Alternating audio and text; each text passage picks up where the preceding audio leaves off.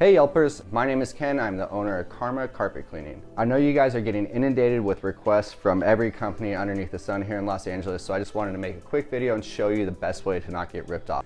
So you're trying to get your couch clean and you're doing some research and you're seeing a lot of ads like, hey, $69.99 for a sofa or a love seat for $22.99.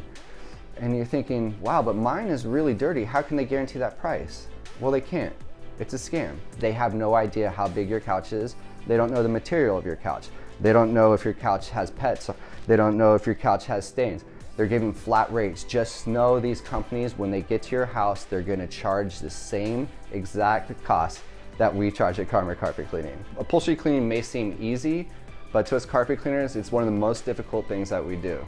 It takes the most amount of experience.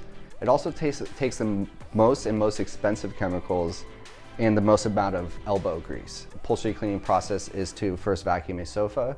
We then spray the sofa with whatever chemical is specific to that need. We then scrub the sofa, and then we do a hot water extraction on all sides of the sofa. It's a very time-consuming process, but it makes your sofa look absolutely amazing in the end.